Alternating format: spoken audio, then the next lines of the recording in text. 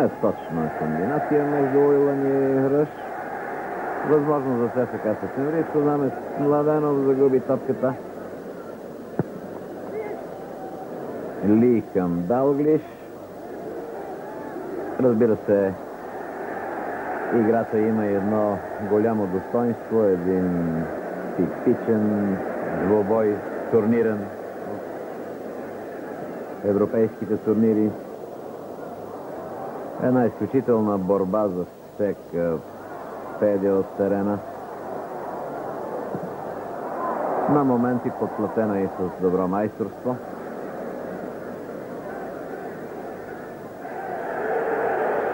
Нарушение и свободен удар за ЦСКА.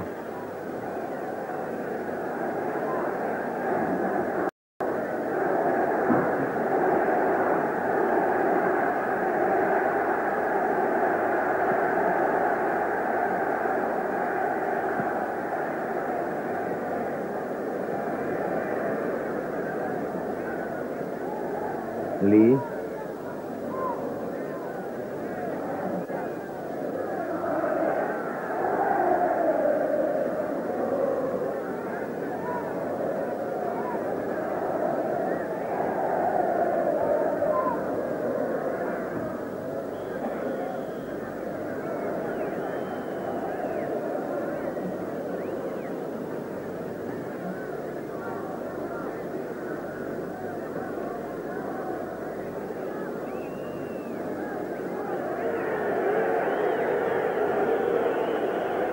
Пряк свободен удар. Макдермът е за топката.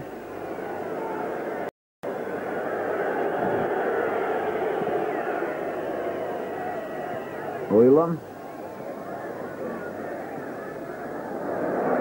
Отново неточно подаване. Сунес към Далглиш и засада. Засада много хубаво, че Далглиш е в засада. Нямаше никой между него и Велинов.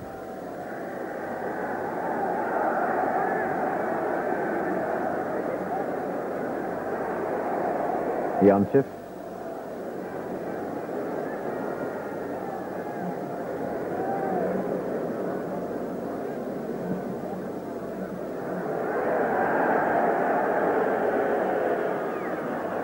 Георги Илиев отново спечели двобоя с Ръш, но и той не можа да поеме топката. Иначе би било опасно.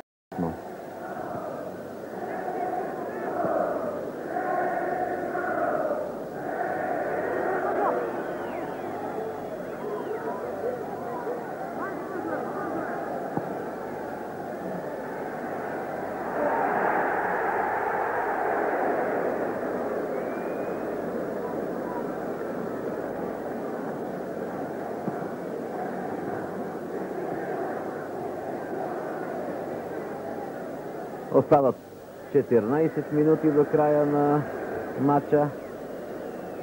0-0.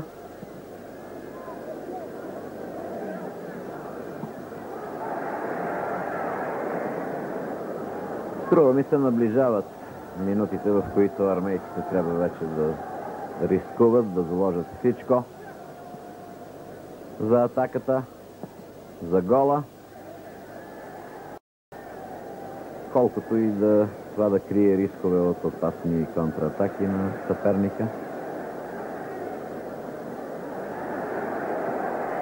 Но 0-0 за сега е резултата, който целят гостите. Наверно и към такъв резултат са се стремяли, макар че не ги виждаме да играят някакъв особен защитен вариант. Много добре пакетирани в защита, в средата на терена, но и както видяхме, в много случаи използват всяка възможност за атака и не атакуват лошо, колкото и да е безрезултатно. Продължава териториалното надмощие на ЦСКА Септемврийско знаме. Ето сега една възможност за Йончев, от него Алън Кеневи можеше да центрира и по-добре. Томсън отби топката.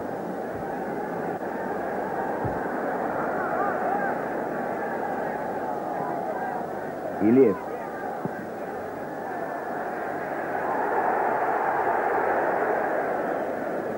Безински се беше включил в тази атака на армейците.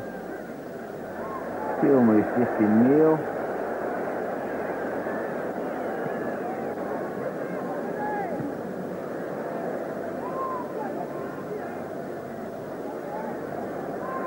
Отново Динко Димитров на вратаря си.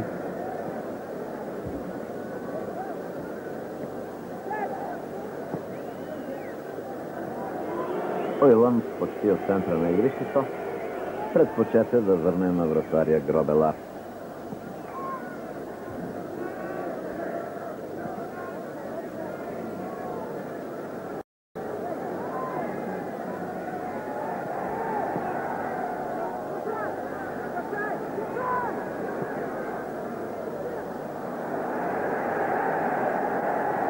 Велков. Марков. Отново Марков.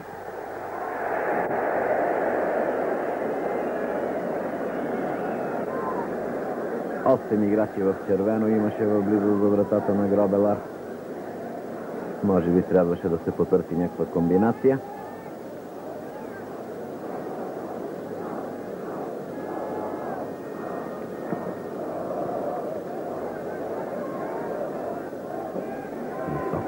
И аут.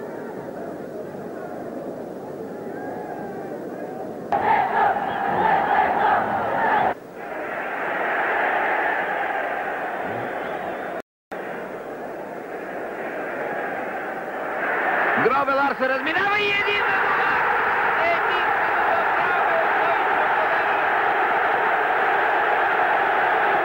80-та минута. Минутата, която чакаме толкова дълго време. Ливърпул, ЦСКА Септемврийско знаме 1-1. Продължителното надмощие се увенча с успех, макар и след малка грешка на ливърпулската защита. Младенов, 80-та минута, 1-0. Виждате топката как безпрепятствено влиза в мрежата. Гробелар. Дали няма да бъдем свидетели на нещо голямо тази вечер? Искам да ви напомня, че това е единственият резултат, при който бихме могли да гледаме две продължения по 15 минути, но сега не е време да мислим за тези продължения. ЦСКА трябва да продължава с активната си игра.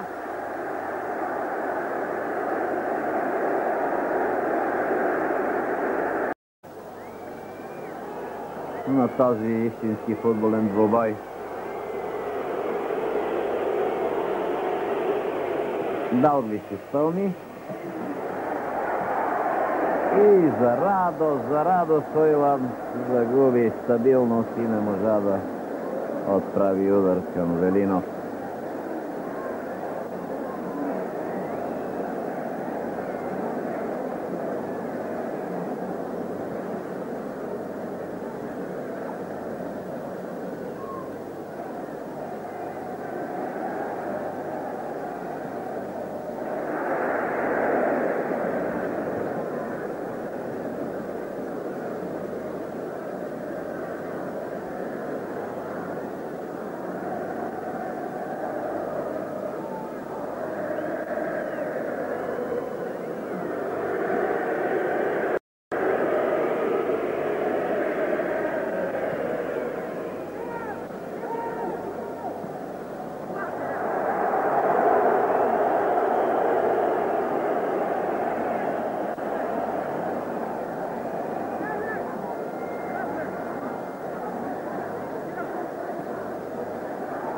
Живизов.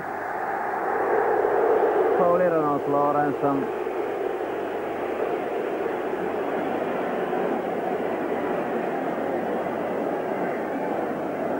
Изминаха 100 минути. ЦСКА Септемврийско знаме Ливърпул 1-1. Още 5 минути до края на първото продължение. Свободен удар, Велков.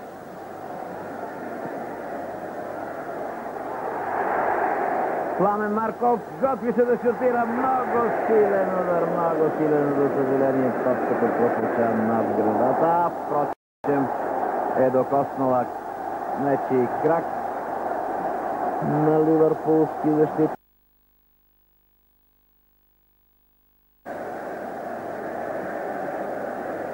Йончев към Велков. Много добре на Стаманов! И 2-1, отлично, браво! Да вярваме ли, да не вярваме, 2-1, но те сега се премини според мен в 101-та минута на матча. Прекрасно изпълнение на Безински, струва ми се, не мога да ви кажа в този клуб от играчи. Ликува стадиона. Ето повторението. Велков центрира.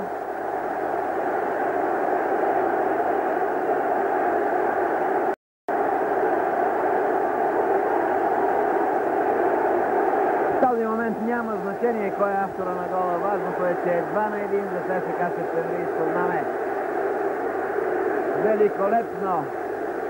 Великолепно армейски футболисти.